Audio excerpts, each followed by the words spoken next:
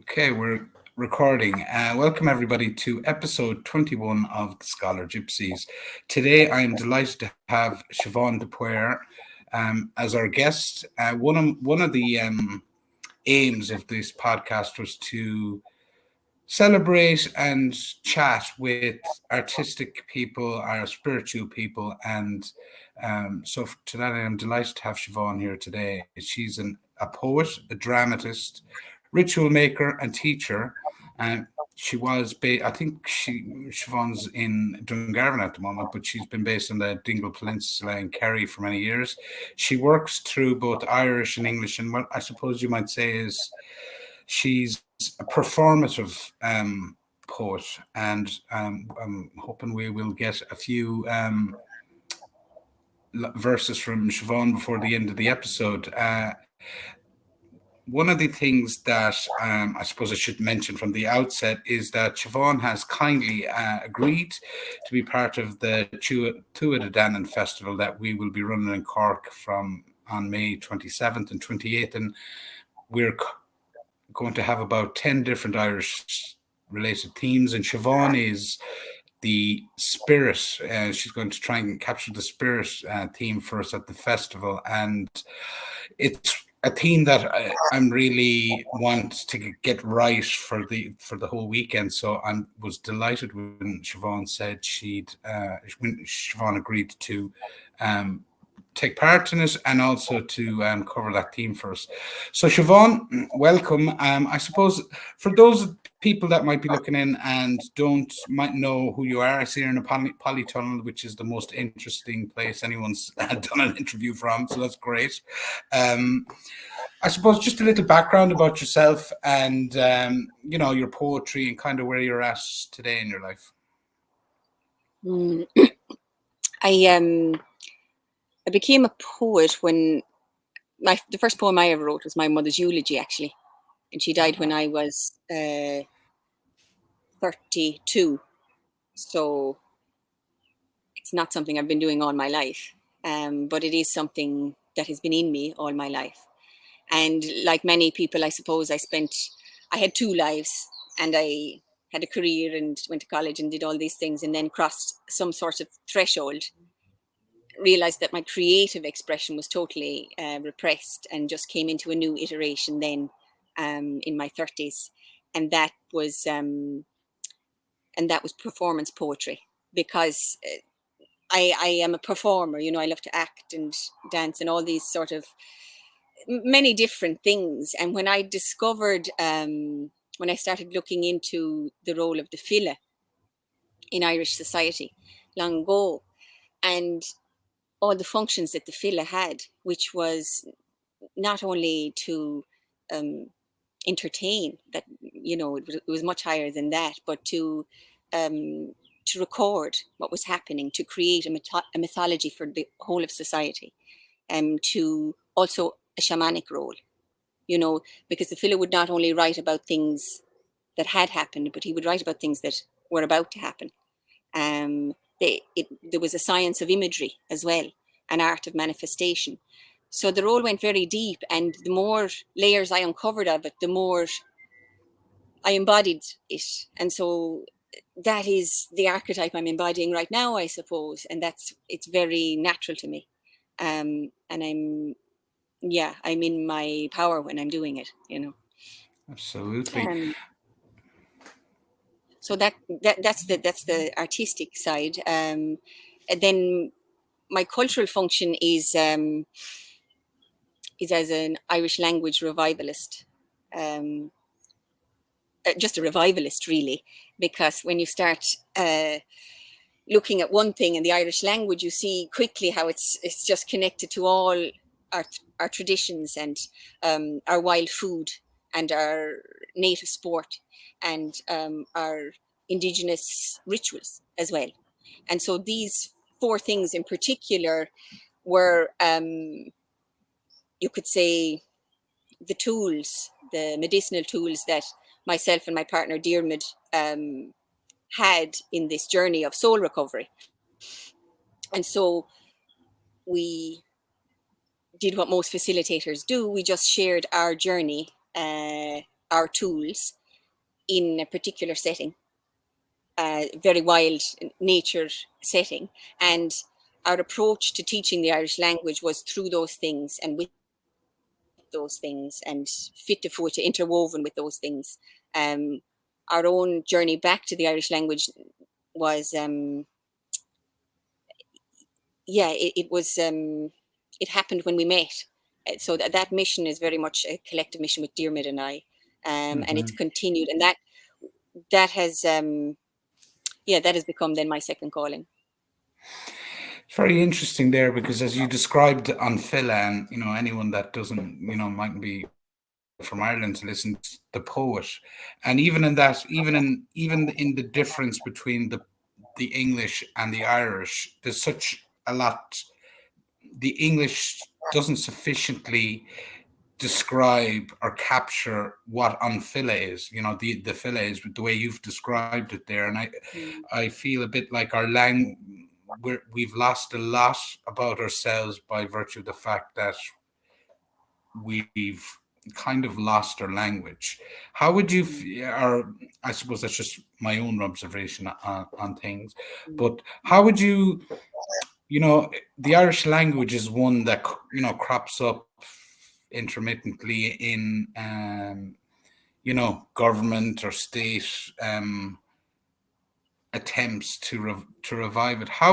Where do you think we should focus our attention, or how do we bring it back to a degree? Do you know what I mean? Or how do we help breathe some life into it?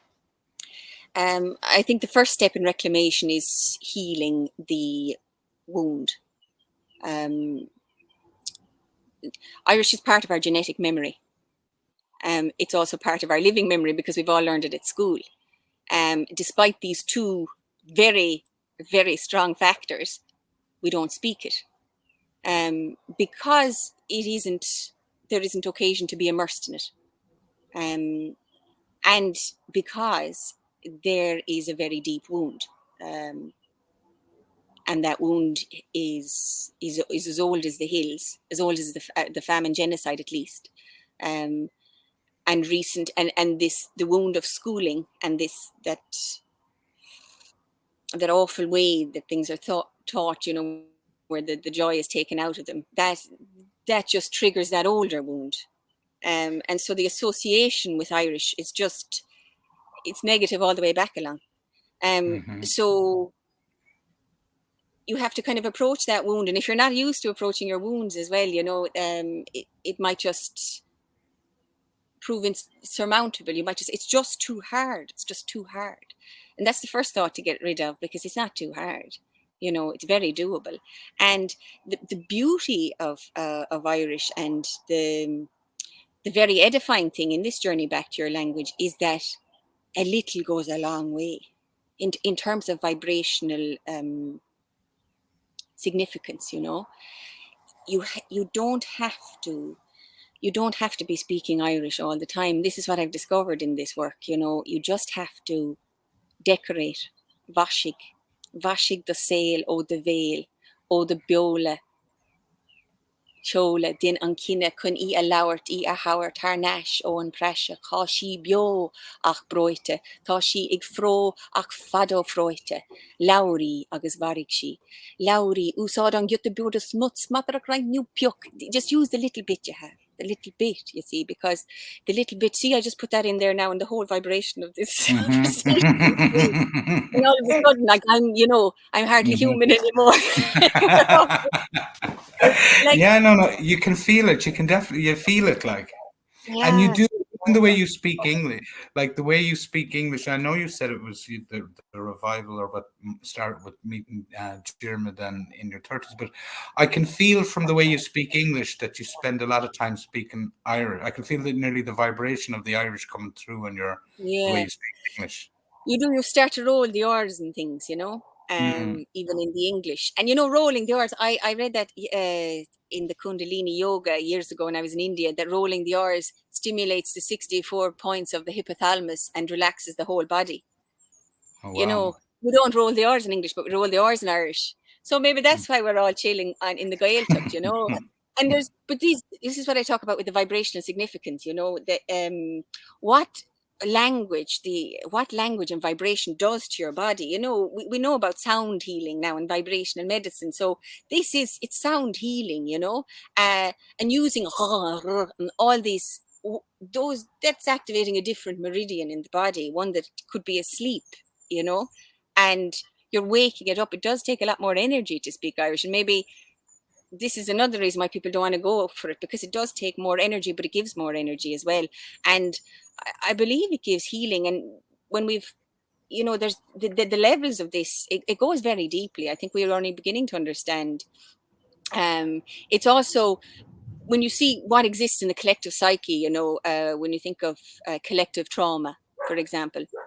Now, the collective trauma of the famine does exist in Irish, and maybe this is a little bit why we don't want to open that can of worms, But the collective trauma of everything that's happened in the meantime exists in English. The trauma of the corporatization of Ireland and the destruction of Ireland. I mean, that didn't happen in Irish. That happened while we were speaking English. So that, that awful destruction, that trauma, we can sort of bypass that when we're speaking in Irish. It's interesting. That's very interesting. It's very interesting. I mean, it's something I suppose in the future we'll know a lot more about, and we're only touching on now. But I think myself, even if you were to start using your Irish name or your Loganim Lacha, this is a tiny thing you could do. Shola, Shola Slina, your surname and your address, just to use those things. Think of the significance of that. Like the Loganim Lacha, the brutal phoneticization of the Irish place names. Ireland was one of the most densely named and sparsely populated countries in Europe. And this suggests an intimacy of place in the Irish psyche that we have now lost when they phoneticized the place names. So until every field and tree in Ireland is renamed, not until then shall we have our freedom. Somebody wrote that, and it was beautiful, and it just and this if you were to rename your place, like that, this is where you're living now. Do you know what the name of your place is where you're living now? Ascoilge, Paul, like like Paula Fuca, over there, Pulla, like there's no meaning in Pulla. Paula Fuca, like the whole of the ghost, there's a story there, there's something there. But even, I use the example in that poem I wrote, Kildarach, do you think there might be a link between do you think there might be a link between the songs and the song, between the oaks and because when they felled Kildarach and then they called it Kildare, did you think that it was far off, that they'd try hunt down the hare? But she was too fast, and so she did outlast the great genocide to wait the turning of the tide, when Irish men speak Irish and oaks once again fill the horizon. And that is about Kildarach. Kildarach, the Church of the Oak, became Kildare. Kildare, the vibration of Kildare is a totally different one, and it tells you nothing about the area, of the sacredness of the place, that this was a grove of oak trees, this was a sacred place. And also, very practically, what kind of soil was there because the oak tree could grow, what kind of people were there, because were they farmers or were they foresters, or all that kind of local knowledge was lost. The knowledge of the plants as well, they live in a Ascoil and Hoshe Stiguntu Glanrusk. The Stigsna in the names is the use. Slánless is plantain, but slánless means health herb, because slánless, plantain, that we all look at, the soldiers, there's a bit there, that we don't clock, like, but if we were calling it the herb of health, we'd clock it, wouldn't we? We'd say, what's that for our health? Because it's the bark power, it's the first aid plant, whether you sting or bite or anything at all, like just grab a bit of plantain and stick it on it. And that knowledge would have been there, and that awareness would be there if you were calling it slánless. And your own surname, I mean, there's, that's, you're invoking your lineage when you call the trees by their name, if you're trying to commune with nature and do that, use that as soul recovery, Communing with nature is very important, but you call the trees by their name. This is something we were doing with the Om. We were calling them by their ancient names. And you start chanting the names to the trees, you know, and you feel it buzzing back at you, like, you know, or you imagined it, I don't know, but like it's that, you know, it's that mystical aspect of the language that we are only beginning to understand, you know.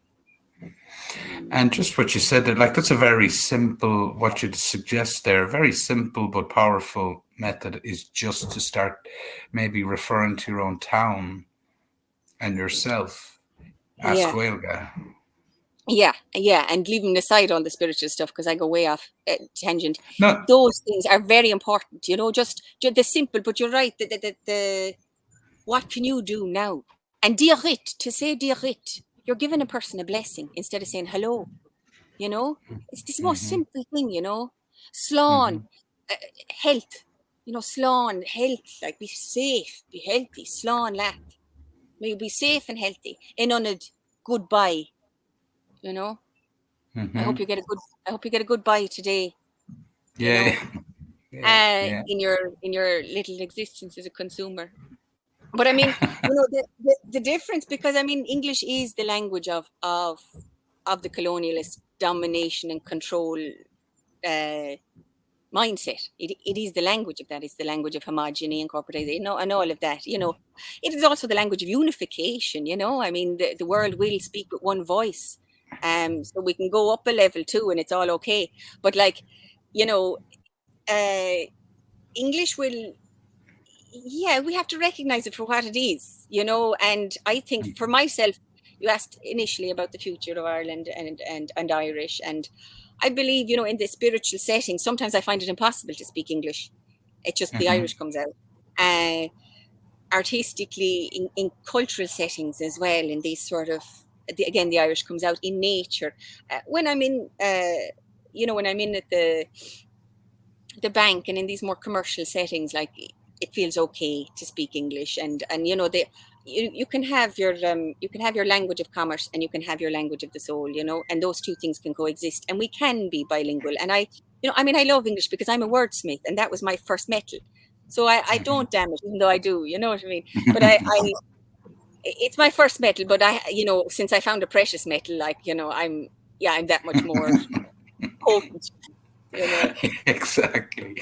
So I suppose that leads to a very kind of an obvious question on do you have the graw for writing poetry in Irish then resonates much stronger in you? Yeah, I do. I you know, sometimes things won't come in Irish and they'll come in English, you know, in a flash. It takes that bit more energy, like. And when I'm feeling less fuel, when I'm feeling a bit lazy, yeah, no, I go for the English. I have to say, I do go for the English. And then, you know, sometimes as well, because you just want to be understood. Like, it's the most important thing is that you're understood. You know, it's more important than the reclamation of an ancient language. It's just more important that you're understood, and that's the fact. And then I like to mix it as well. Like I'm that's coming more, the mixing, you know, mixing rhymes, and it takes a little bit more skill, and I'm not quite there yet, but I think that's where I'll be headed, like, because that's just, you can get some real gold that way, like, you know. Like what was it? What was she saying? Is like a calor come I will fucking I will tu céasta le á féile ní féidir le abert a chur le chéile.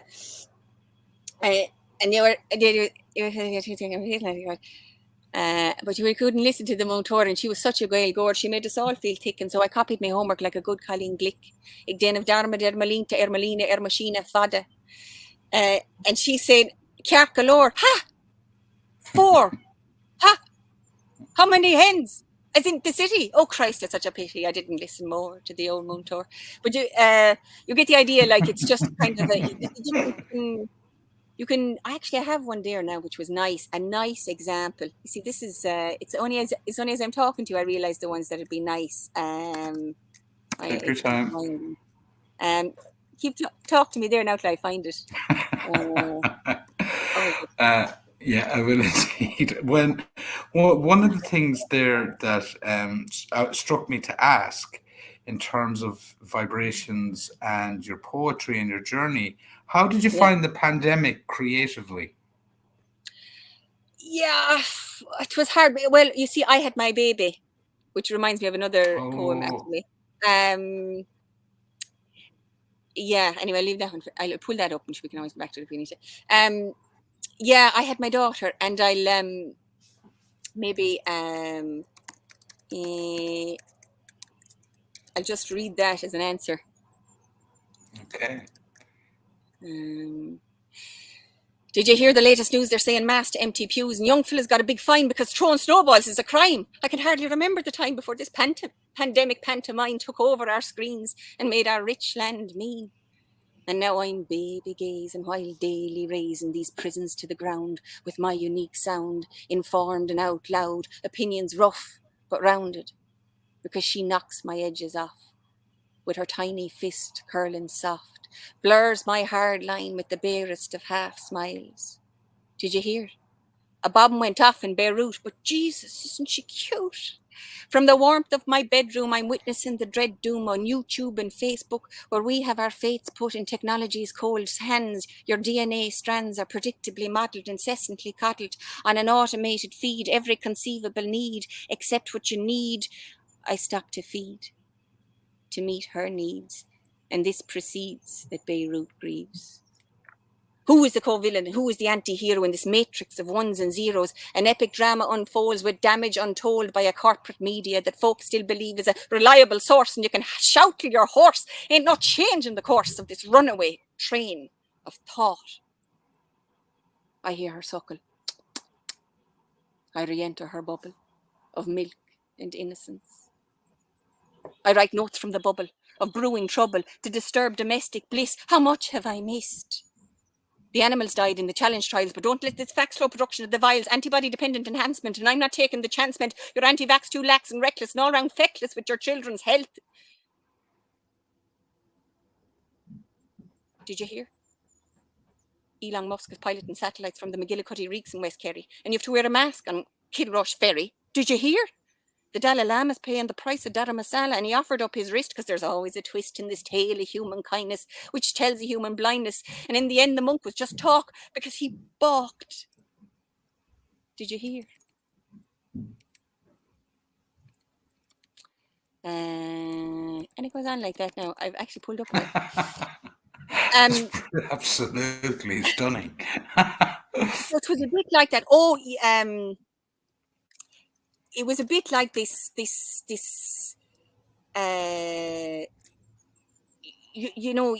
was so much going on, and I was just in her, and I was in this, and I was dying to get it out, and I was dying to say stuff, and I was outraged by what I was there. We're taking our liberties, no one's saying anything, and they're censoring us, nobody's saying anything, and this is awful. Like, I believe no one's saying anything, and people were saying stuff, but then they were getting censored, and more, I couldn't believe the amount of people that were buying into it, and I was I was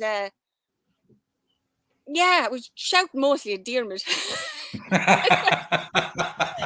And then I got one, and he was, I mean, we were, and he was, sure, of course, like I got one out. I did get one out, and thank Christ I did, because that was Confessions of the COVID, and that was really, it was a great release for me, And it was a and great. Sorry, no, I just yeah, saw a few videos you did during the pandemic, and it was a great balm to people that saw your performance. I know you were, I think it was a lighthouse or one of those, but I was very struck by how it was, gave comfort to people, and it was just this kind of explosion of a performance from yourself, a bit like just what you just did there. It's kind of amazing. yeah, and I think it just gave voice. It just gave voice to things that people wanted to say, but they couldn't say because they were getting censored, or you just couldn't say, and not censored by Facebook, but just by, their Yeah. neighbors. And like, like we didn't, we like the thing, you know, even satire was illegal, like, you know, everything was illegal, like, and we, yeah, like I sorry, I'm looking for it there now, so I'm a bit distracted. But I won't do it now anyway, because that's the one that's been up there a good bit. And Okay. but I have a bit of it off by heart. I mean, I could do a bit if you want, but I am. Yeah, like there was so much to say, wasn't there? There was so much going on, like, you know. I mean, even if Yeah. you were, yeah, even if you were buying the party line, like, you know, you were still struggling with all Yeah. with all that Yeah. was going on, you know.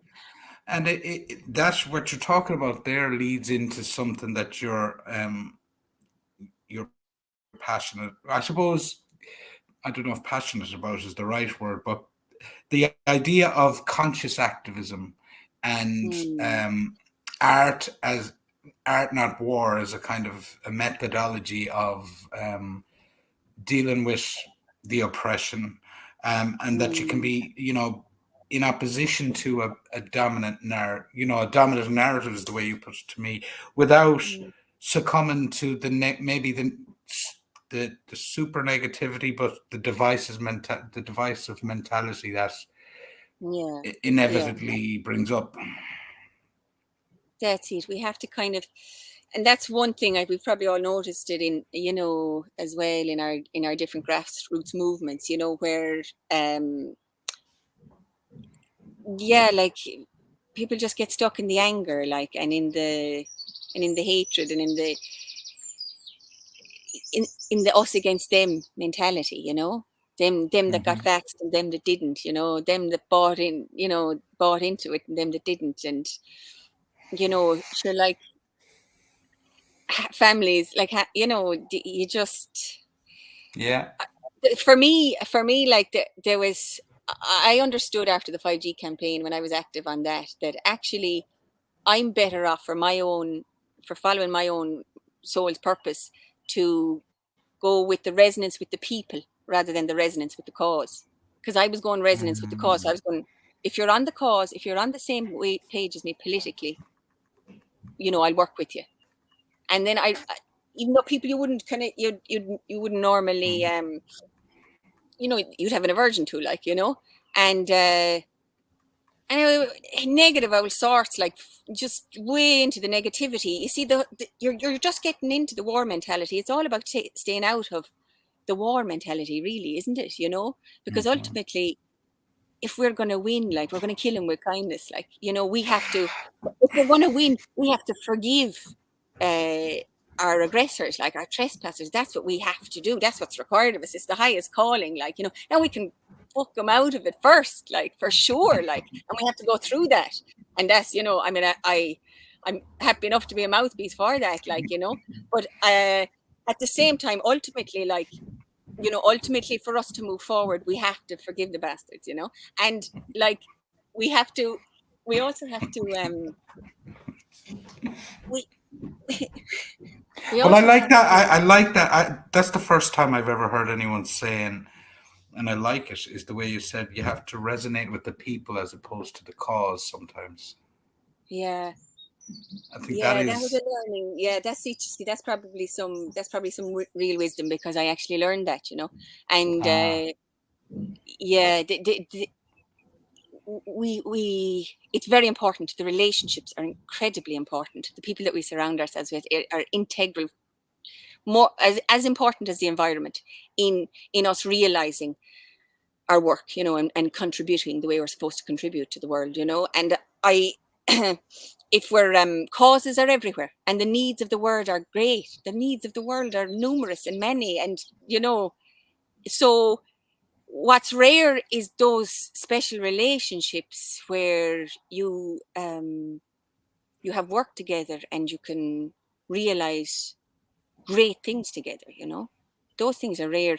So it's more important, really, for us to find the relationships where we can succeed, and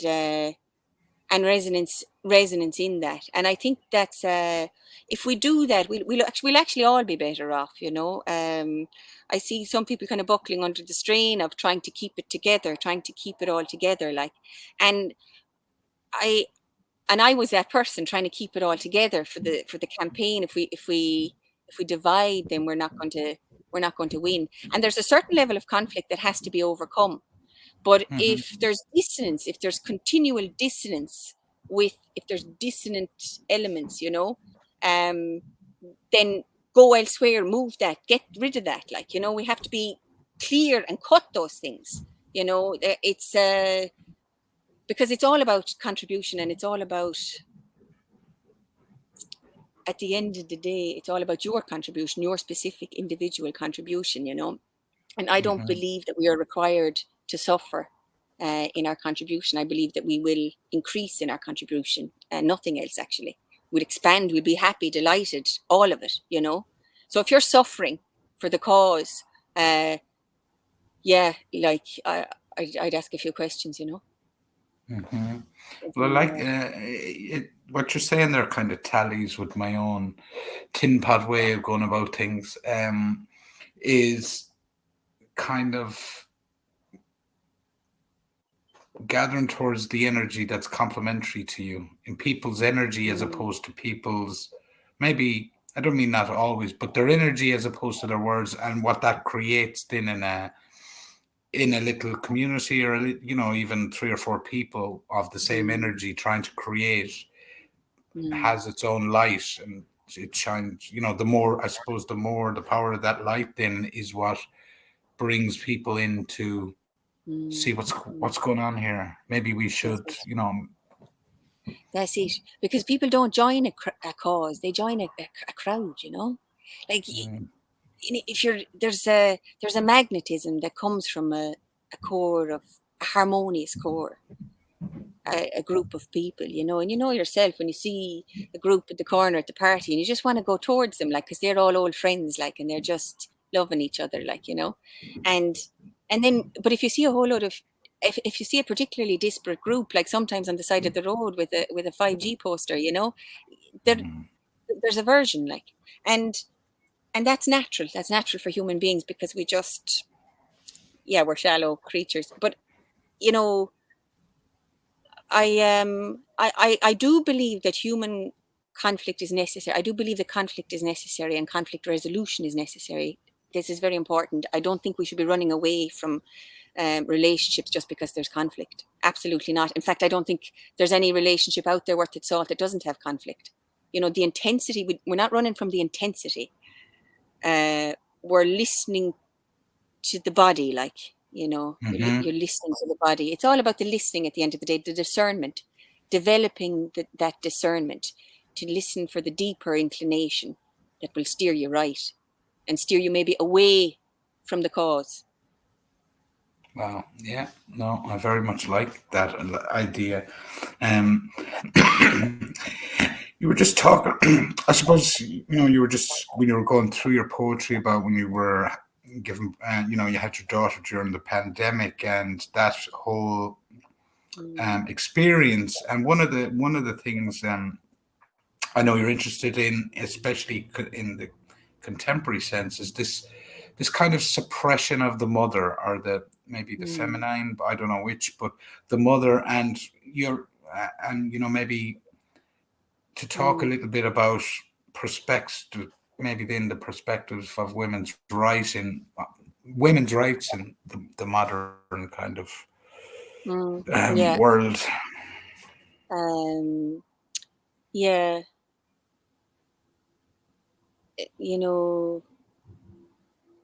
Put grist to the mill for the contraceptive pill, except it's making us ill, increasing the risk of cancer. So what's the answer to adult ambiguity and teenage promiscuity of the natural thing that became a big sin? And the right to kill is our big win, while the right to birth has been left in the dirt, in this race to keep pace with the modern woman.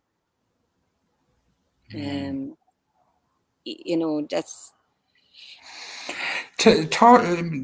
There's a spirituality in the birth process. In the birth. In giving birth. Sorry, and I suppose that's kind of lost a bit. I suppose in the modern. In the modern, even myself, is, I think you mentioned it to me about that kind of spiritualism, and I kind of, I said, you know what, I've kind of forgotten that myself. That we Yeah, need to kind it's of not. remind ourselves of it. Mm. It's the initiate. It's a spiritual initiation for a woman. It is her. It's a rite of passage, a big rite of passage, giving birth, and you go from maiden to mother. And I experienced that, and many mothers that I've spoken to experienced it also. And many didn't. And those that didn't were brutalized by the highly medicalized model of birth in Ireland, in Irish hospitals. There is a systematic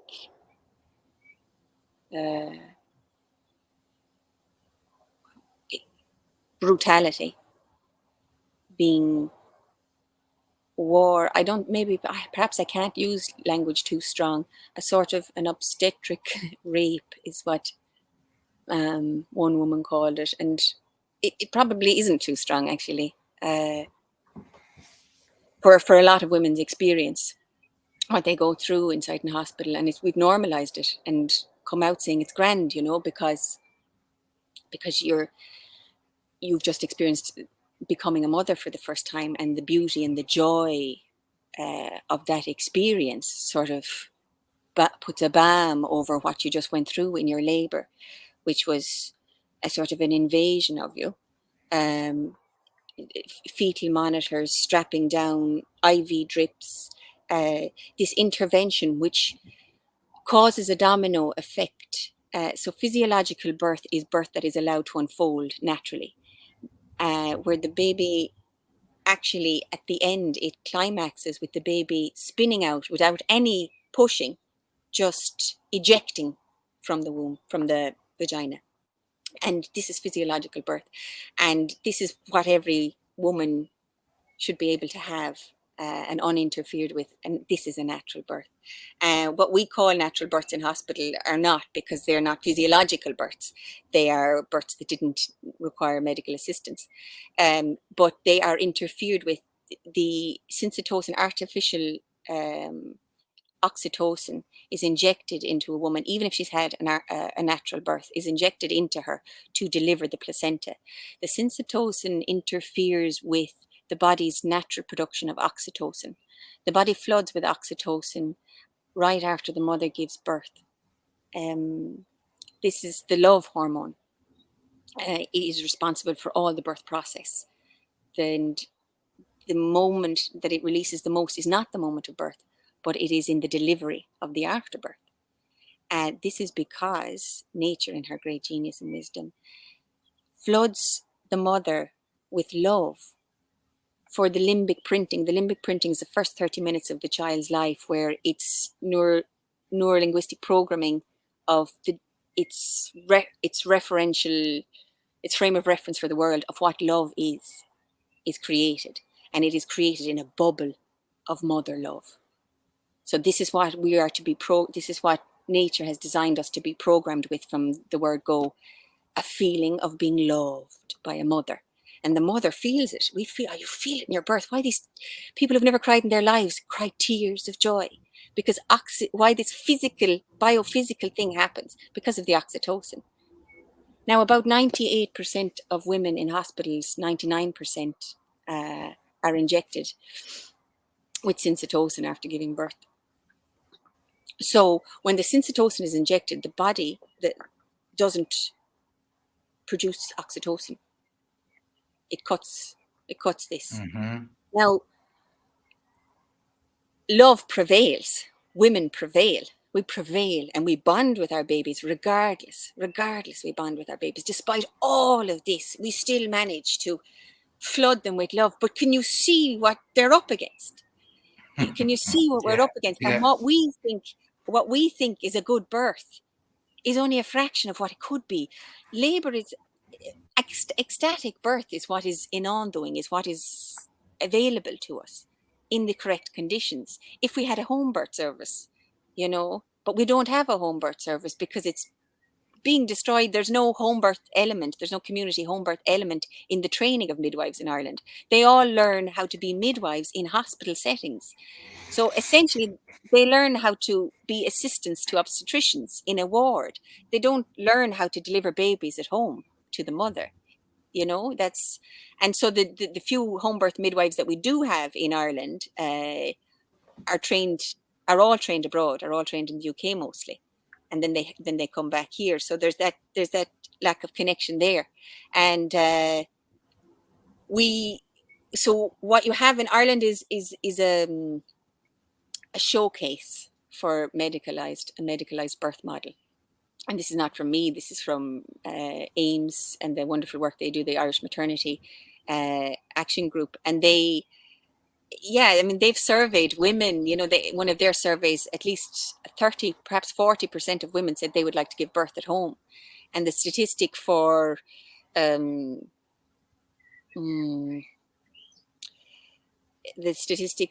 most recent one that I read, which was 2018, was something like 2% were giving birth at home. Now, I think it's changing now. And I think it changed a lot during the pandemic. And this is one of the other great backfires of that pandemic, or should I say pandemic? But one of the many backfires of that was that women like the homeschooling, and things like that, where people just like, hang on a second, I don't have to do that. Women stopped going into the hospital because their husbands weren't allowed in with them. And so they took the choice to home birth instead. And so more home births were happening. Now, you can't get a midwife, and the midwife her hands are tied with this memorandum of understanding. She's very limited. If the blood pressure goes up in certain things, she's obliged to call an ambulance in a lot of different circumstances. A lot of circumstances that are very normal to birth, but she's obliged to call an ambulance or risk losing her license. So they're quite constrained, even if you do manage to get a community midwife. And to get the community midwife, the obstetrician needs to sign off on you. You need 3 scans. You have to be, you're high risk if you're a vegetarian, if you're over 30, 35, if your iron isn't right, if your weight isn't right, so it's a hard one to satisfy those criteria. So what you have is women just giving birth at home themselves with their partners now. And that's where we have, that's our choice. To go, in Ireland, my own story, there's a routine antibiotics with if your waters have broken more than 18 hours, they give routine antibiotics to the mother and then to the child. And I was reading an awful lot about the microbiome and the gut flora and fauna, and how the importance. The child is born sterile. And in the first 30 minutes, they're colonized in that 30 minutes, which you don't always get if the child is taken away from you. The child is colonized with the microbial blanket of the mother. And if and the antibodies, the child has the antibodies of the mother, pass through the placenta already. So it's the perfect colonization, and it gets the imprint of health that way. Now, if the child doesn't get that, they're colonized by this sort of pathogenic microbial blanket of the hospital, whatever germs are around there.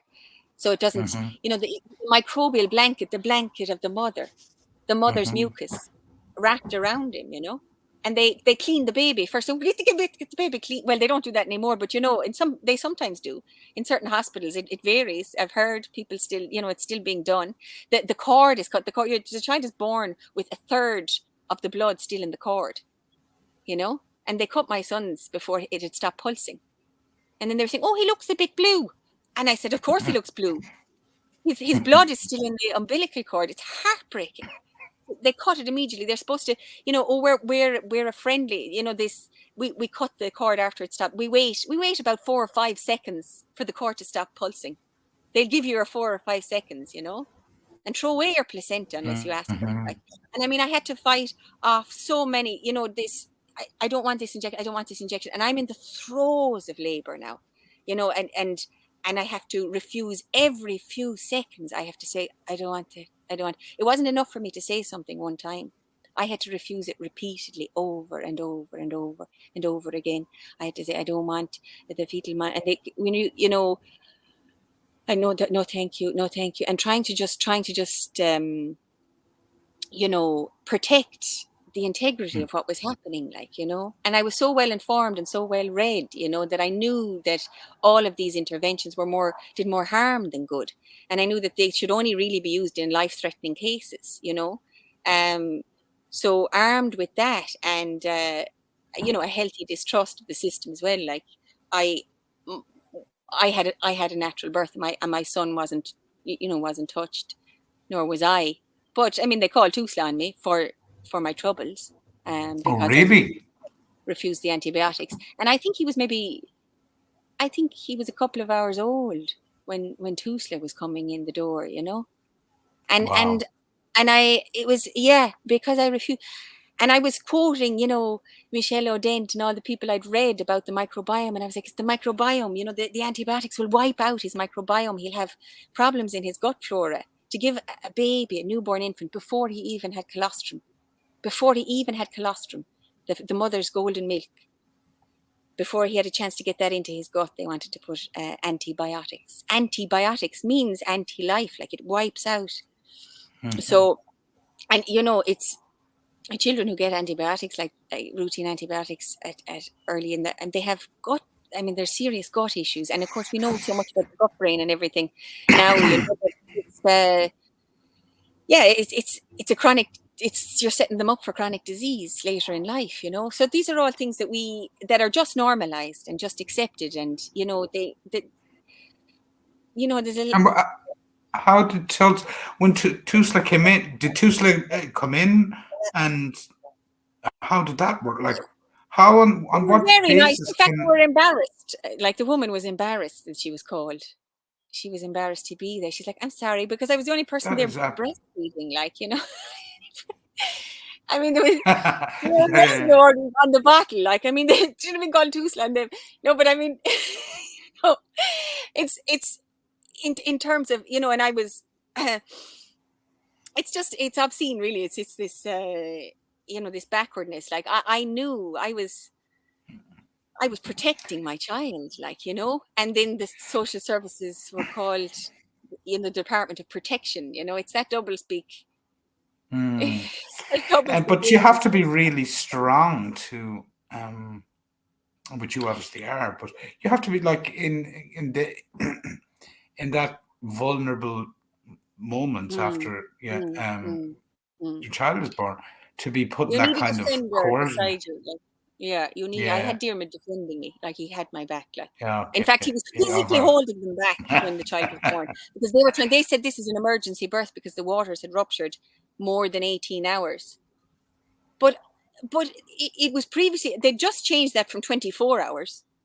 You know, right, it just because some insurance review. And, you know, in places like France and UK, it was up to 48, 72, you know, 48 hours, yeah, 70. I mean, Ina May, the home birth ideology, you can have your waters broken for 3 days as long as you stay sterile and not risk any infection, you know. But this is, you know, 18 hours and you're getting this routine antibiotic, you know. I mean, I never took antibiotics anyway. So, like, I was already, if you're of an alternative persuasion already, like, and even people who aren't now, I mean, even a doctor will tell you the risks of an antibiotic. Like, can you imagine? And this is routine. This is routine, which means it's just happening all over the place. And you know, they also have like a time, you know, if the birth, this labor is prolonged, we're going to need to speed you up with the speeder upper injection, the syncitocin. And a prolonged labor, they allow you something like, I don't know, is it 14 hours but you know, a first labor can take 40 hours, yeah, and that's normal, you know. But within their parameters, you're an emergency. So I was an emergency because I was taking, or Ishna was taking his sweet time, like. But there was no other emergency. There was no other emergency other than we weren't on their clock, like, you know. yeah, yeah, And then it became an emergency birth, an emergency delivery, and because of that, they wanted to take the child. And peds will be straight in to look at him to make sure he's all right, but that meant taking him. And I said, you're not you know. And Dermot was just holding them back so that I could bond. so that we could have Yeah. our holding. But, outrageous, like. And my story is, it is a walk in the park, I tell you, to what other women went through, I mean, I was Yeah. one of Yeah. the little ones. And you do have to be strong, and you need somebody on your side, and you need to be informed. Yeah. But you Yeah. I know was just what? gonna say. When you're in that initiation, we're in the throes of that. Yes, certainly there's a vulnerability, and at one moment I burst into tears, and I pleaded with this woman to show me some compassion, like, and empathy, which was just totally absent. But at the same time, there was a strength in me there, and a strength in women when they are in this initiation. It's like iron, you know. Mm-hmm. It's you wouldn't. There was no way, they were ever giving me antibiotics, nor the child, nor taking him out of my hands. It just Mm-hmm. wasn't happening.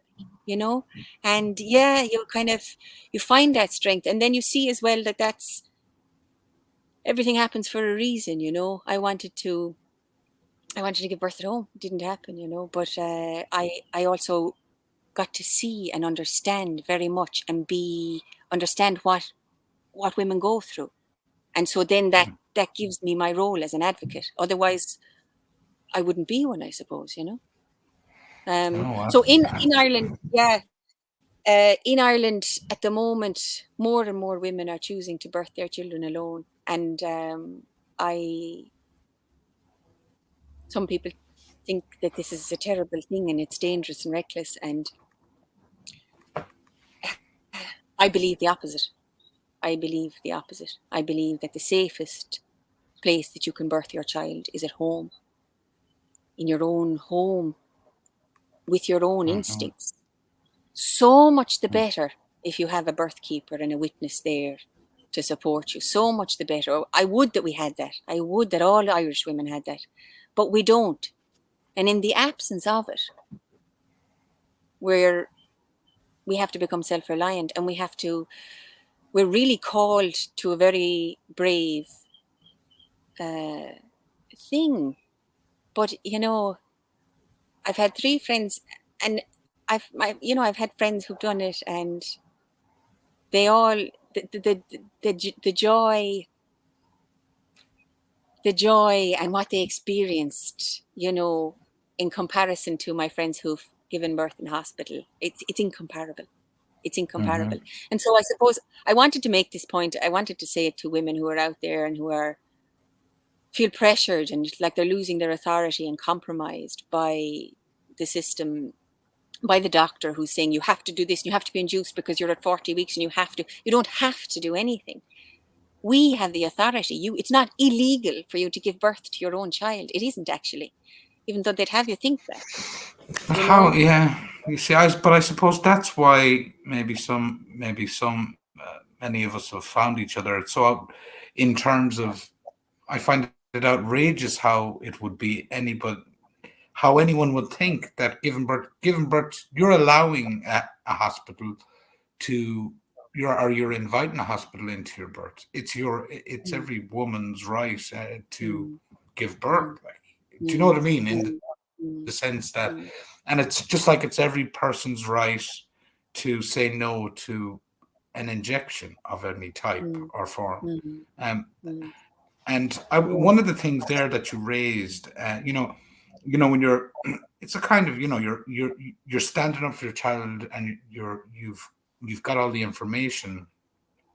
It's a bit Mm, reminiscent, because I suppose one of the problems is you're forcing professionals who have become almost um, to think about the things to really think about things that they don't want to think about, in terms of what you're presenting as being your truth for your baby.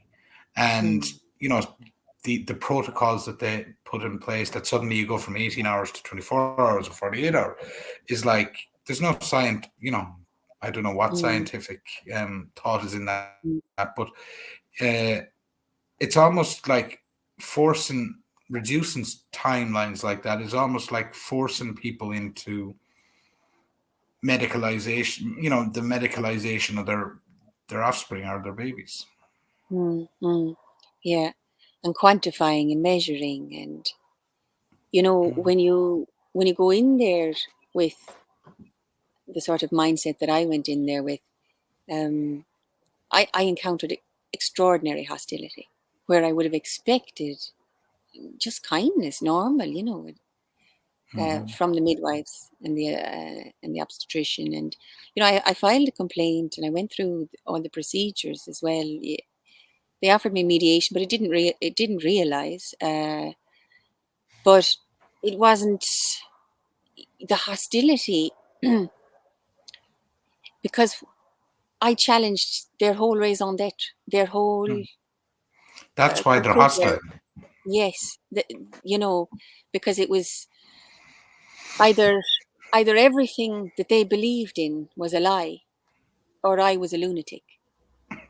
So of And course, I yeah, understand why they thought I was a lunatic, because they're not going to dismantle their entire worldview and all the energy and they've poured into this qualification and this way of life, and most of them got into it because they wanted to help people, and you're telling them, actually, you're destroying lives now, actually, you know so of course it offends them at a very, very deep level, like, and they're hostile, and that, and I can understand that hostility. I can understand where it comes from. um yeah, it's and so you yeah, have to be look at prepared for that, and yeah. It's just yeah, a no, birthing no, mother shouldn't have to, when you're out in the street or when you're protesting and you're doing your thing, you expect that, like, you expect to encounter that hostility from people, because it's too challenging what you're saying, but when you're inside when you're giving birth, is that really the moment, like, to be taken on that? yeah, and it And is yet it that's most what's happening. definitely, Yeah, Leonard. uh, and it's across. It's across. It's not just in that process or that system. It's we see it in many different areas in our hospital system where questioning the almost rationality of some of the things that they're telling you. You can tell. I'm conscious of a man I spoke to maybe 2 years ago now, and after his son got jabbed, and he got he had something with his heart, and an ambulance was called, and very high stress situation, 10-year-old kid. Um, but any question about what might have been, the system didn't want to know. The system was hostile to the very thing that was the the probable cause of his trouble. Mm, So mm, and yeah. again, it's different, but the reaction is almost the same as what you're experiencing. It's like there Mm, isn't Detra. It's like well, if this isn't true, there's a whole other layer of things I have to question about myself in terms of how I've mm, been spending my life within that mm, system. yeah. So Well yeah, said. I kind of get it too. Like, I do kind of get it as well. But um, anyway, I'm Yeah. delighted you fought them and came out on top. Yeah, yeah, and I, there was a trauma as well from that experience. I did feel like I lost my agency. I was kicking my arse that I went in there at all, and I felt like I just faltered in my faith, like I was fine at home, Hmm. But it just took so long, and then there was other people around who got worried, but the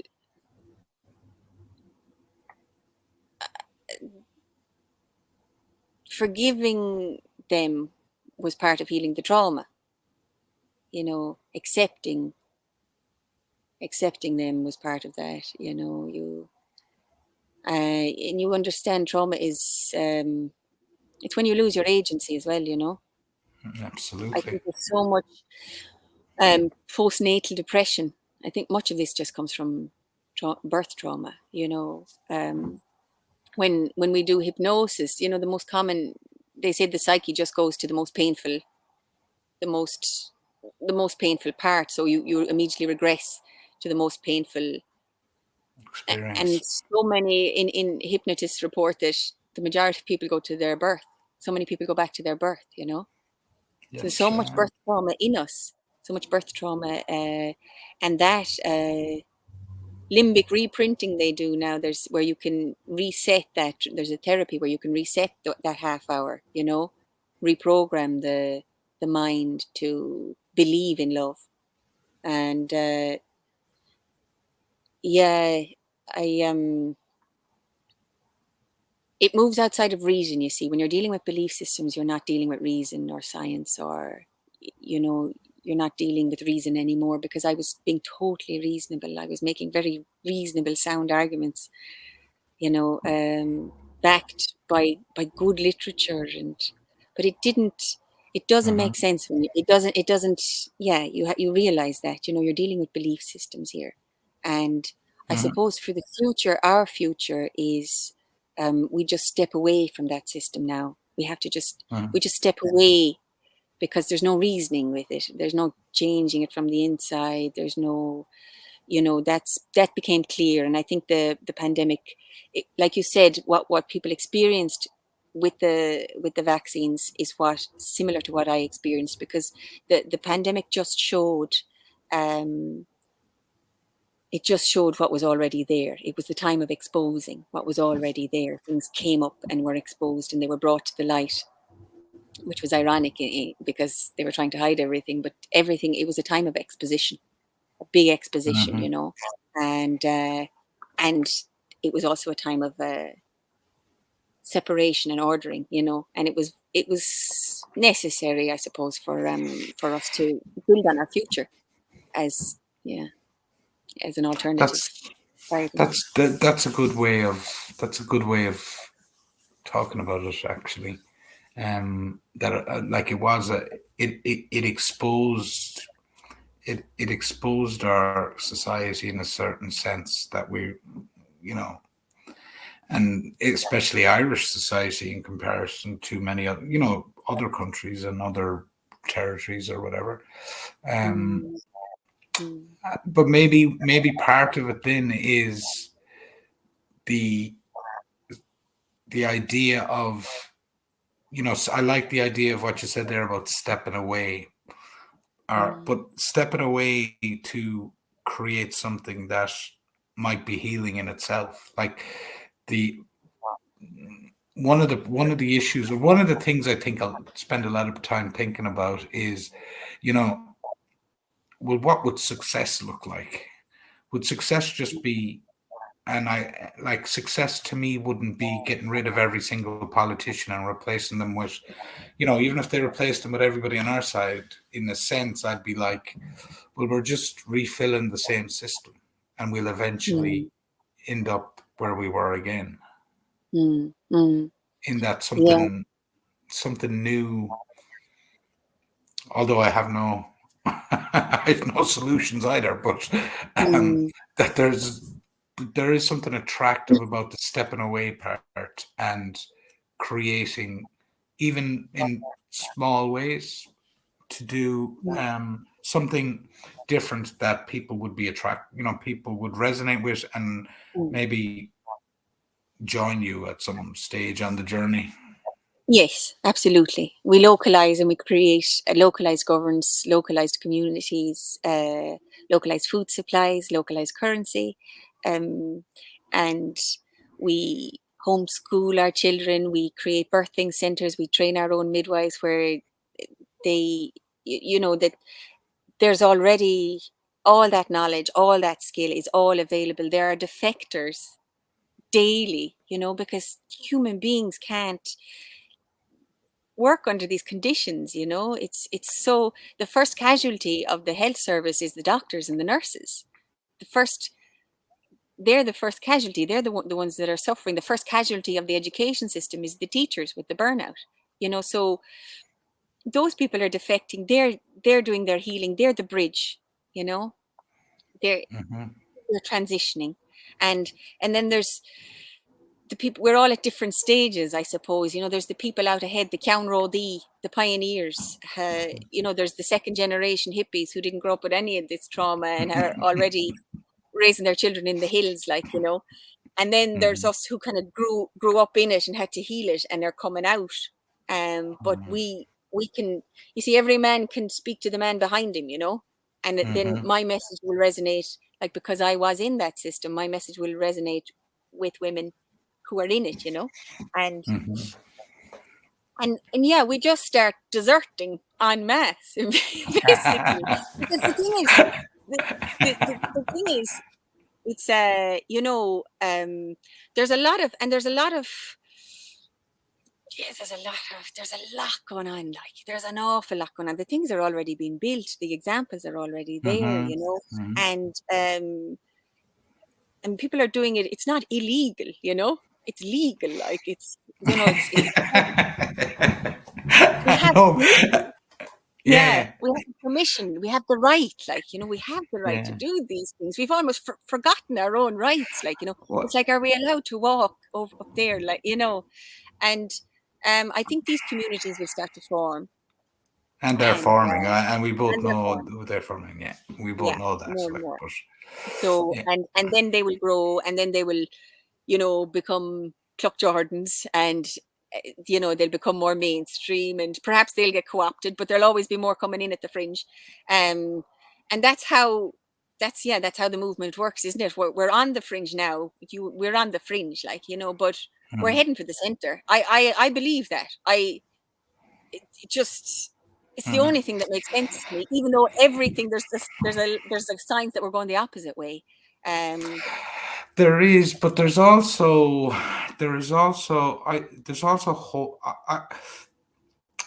great, you know, trauma's cropped up a few times here this evening.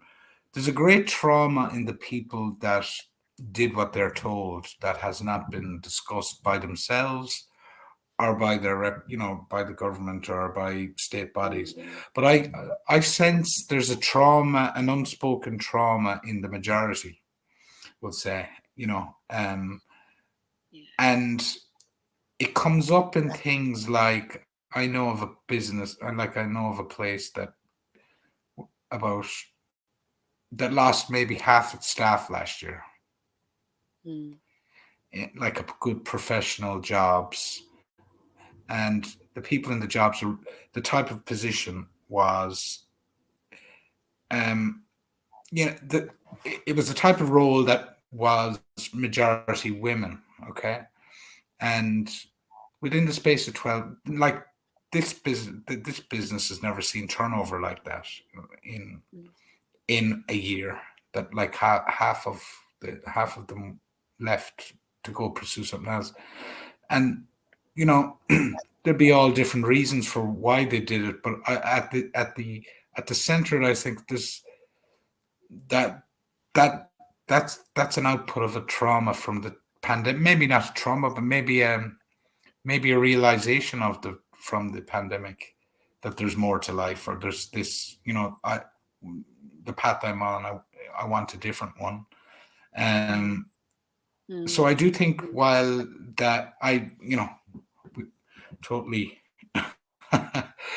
against everything that happened with that era, that 2 or 3 year period, I think when I hear of stories like that, I think there's the people that implemented these things didn't plan for that to happen, didn't plan for that effect to happen, and that in the long term that will be good, because the more people that question their own lives and whatever decision they come to, they'll probably come to a position closer to the way we think about the world, even if it isn't exactly like, you don't want people thinking the same way. But I think there is a great unspoken majority out there who at some point will start to find their voice.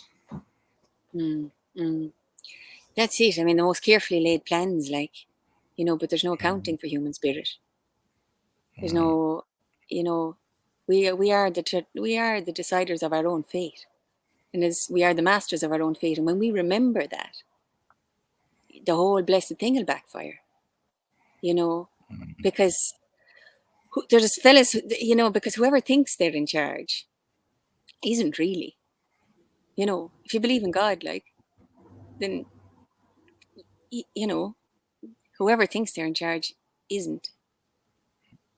Yeah. And we just have to remember our own power, you see.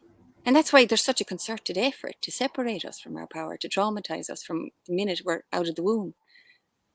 Because connected, if we were living in connection, connected to our land, connected to our mothers, connected to our own souls, you know, we'd be unstoppable, connected to each other. Imagine that.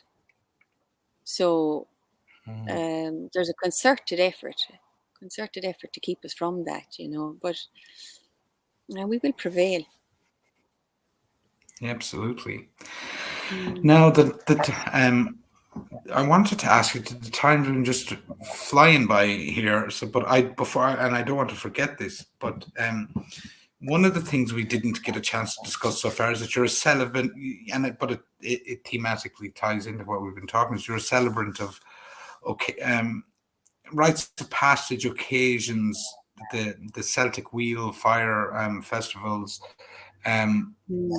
And you have an event, like you have an event, Alien Eon, in the Burren on, let me get the dates correct, Thursday 11th of May to the 14th of May. Do you want to talk a little bit about that? Yes, thank you. That's a retreat I'll be running and have run in the past for women. And this is a nature immersion. It's connecting with our own creativity. We make wild art, kind of sacred wild art, and Táisé go léir, Táisé le Gaeilge Comma, so Irish is part of that. It's a bilingual, myself, and yeah, there'll be a lot of people. There'll be people there with Irish, and it's an opportunity for us to use that Irish. And we will be in circle as women, and I'm called to this year. I feel just to make ritual for our threshold, for our initiation into womanhood, into mature women. You know, we can go through our whole lives without ever actually initiating and stepping into our maturity.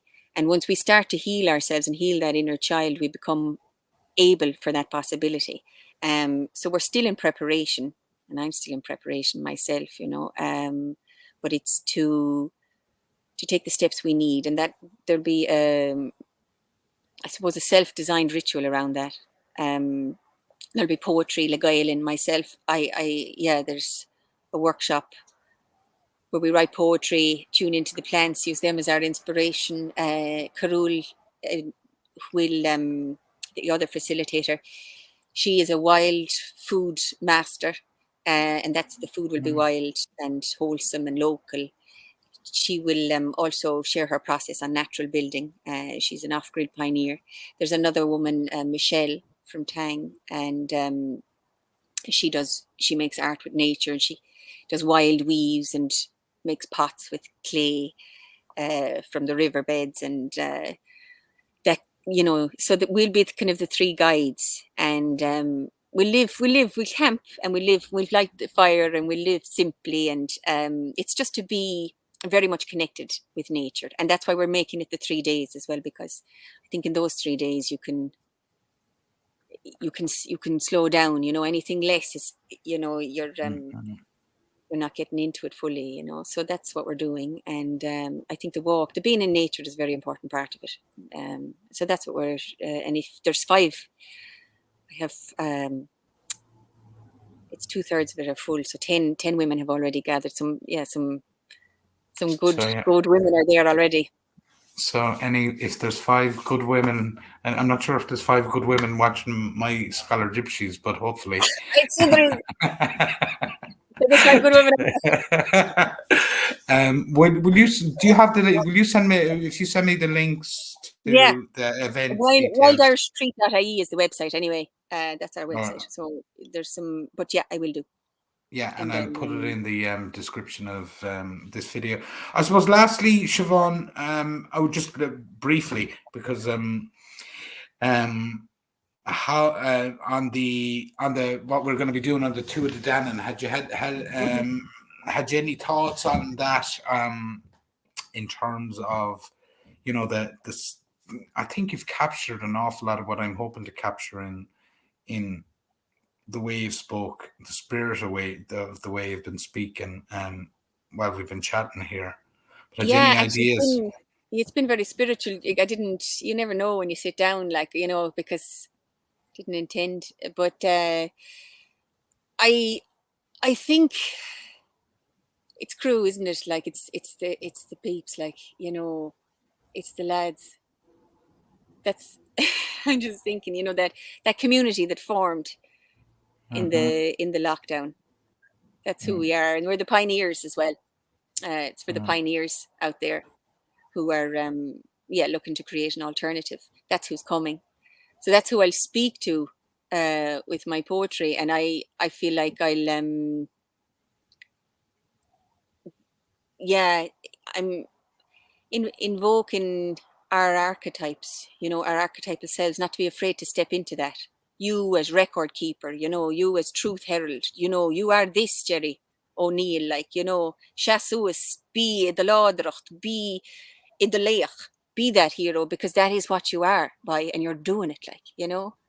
And we we we have a mythology, each of us, you know, and we're afraid as Irish people to step into our mythology because that might look fat-headed of us, you know.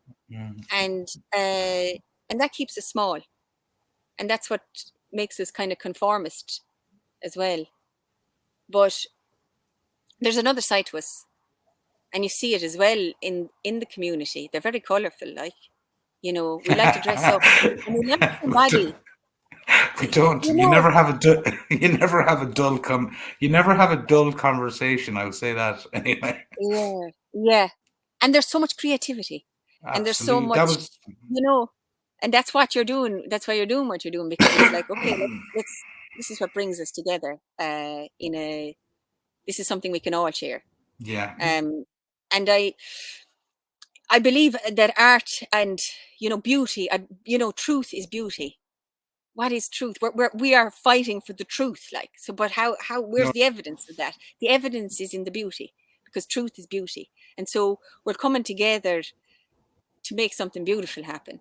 And I at the Tuatha Dé Danann event, I feel like I would like to invoke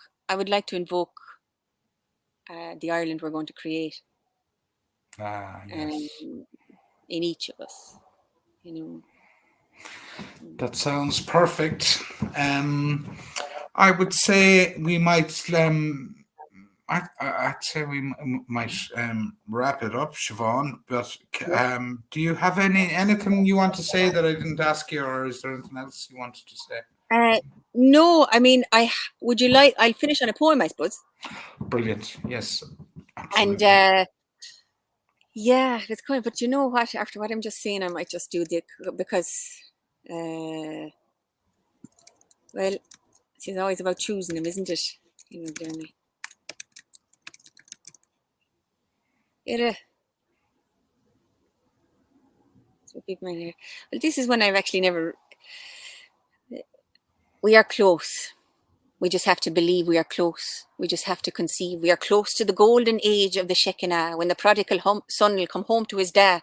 We are close to healing it all, to going back to a time before the great fall. And no, I don't mean the Berlin Wall. We are close to blowing it all up. We are close to showing them all up. We are close to the big reveal of what's fake and what's real. We are close to the end of days, holding firm through the craze, unfazed, because there are powers and principles straining in the wings to reveal big secrets about the God of small things. That's something a bit unfinished that I wrote, but I just felt like saying that there now. And That's brilliant. The God of small things. there's yeah, maybe I'll leave it there. So there's any number of things you could but just thinking of the thinking of the joke in Ireland. I'll just say this one. What to do? What to do when the body is riddled with cancerous cells? When so many are living in their own private hells?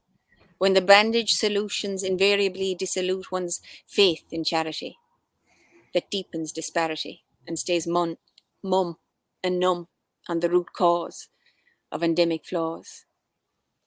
What to do?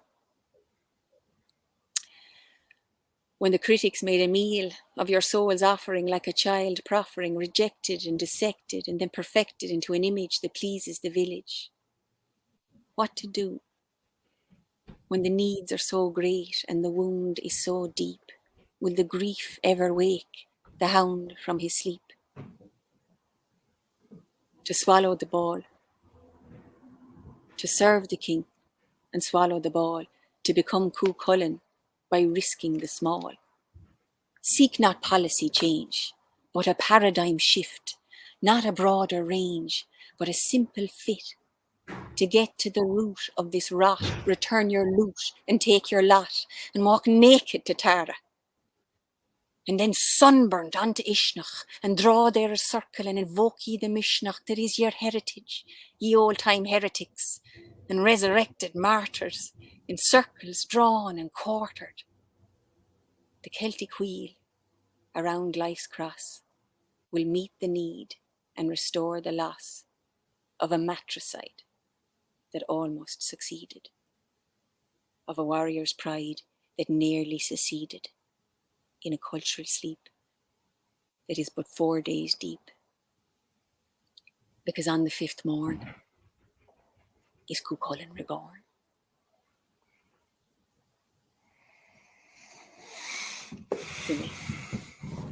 Wow. I have to say, I don't think I've enjoyed a chat in as much in my life. So, I'm serious. It's so there you go. I'll just end the record. Not at all. Thanks yourself.